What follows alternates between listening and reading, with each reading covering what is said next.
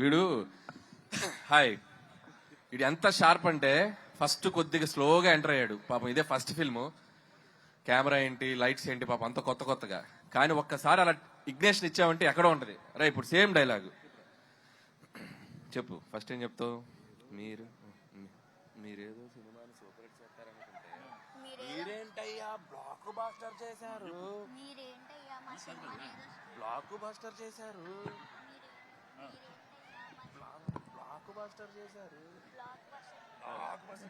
మీరేదో సినిమాని super hit చేద్దామనుకుంటే అది షౌట్ చేయి. రెడీ?